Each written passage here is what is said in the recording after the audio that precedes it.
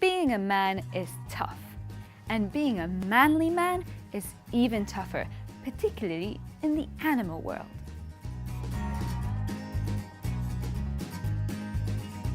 In the animal world, you have two goals in life: to survive and to reproduce. The second goal actually trumps the first one, since you really want your genetic material to be passed on. It's therefore no surprise that animals will go to great lengths to find themselves a mate.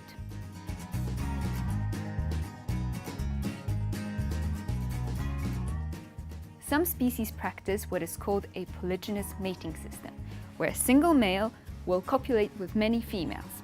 And by doing so, he makes sure that he is the father of the highest possible number of babies. In polygynous species, males tend to be very big and impressive. Think of gorillas, lions, elephant seals. It's not just to impress the ladies though, but also to fend off any other competing males. It can even be a matter of life or death. For example, between 5 and 20% of red deer stags die each year because of the fighting injuries during the rut. On top of that, if you do manage to obtain a harem, maintaining it can be very costly, at least energetically speaking. During mating season, male Galapagos marine iguanas try to secure beach sites with a prime location. The best territories will attract the highest number of females and guarantee the most matings.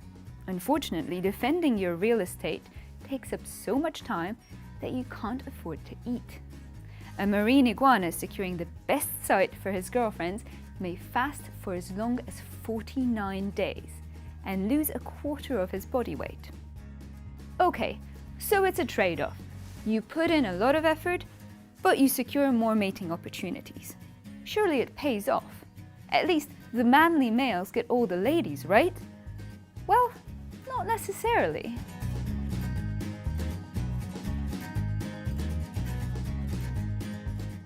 Apart from the testosterone-filled machos, there are also males who are not particularly big, impressive, or aggressive.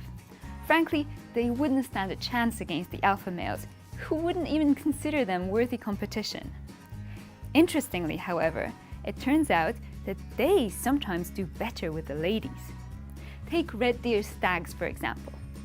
While two huge, powerful stags fight over their harems in a dangerous antler battle, the females are being fertilized by the unimpressive, runty-looking young males. Who would have suspected that? The technical term for this phenomenon of stealing mates is kleptogamy, but the evolutionary biologist John Maynard Smith, who came up with the concept, preferred to call it the sneaky strategy. And it turns out that these sneaky males do quite well for themselves. For instance, among grey seals, a staggering 36% of the offspring from the females the alpha guarded were fathered by other males. For some animals, kleptogamy is just a temporary strategy, employed until they get bigger and have a chance at securing their own territory and mates. But some choose to make a lifestyle out of it. In bluegill sunfish, males can actually adopt two alternative lifestyles. Either they slowly wait to mature, get bigger, secure a territory, build a nest, and become a good dad, or they mature quickly while they're still small and sneakily fertilize the eggs that the good fathers are guarding. These sneaky males actually put on feminine color patterns and mimic the behavior of females so that they can slip into the guarded nest past the big, fiercely territorial daddies. Cross-dressing can pay off. In fact, across fish species, the sneaky strategies seem to be a rule rather than an exception. And throughout the animal kingdom, sneaker males can be found across all taxonomic groups, from marine isopods to orangutans. After all, why risk your life and limb to prove your masculinity to the world when you can just stick around, look very feminine, and sneak in at the last moment?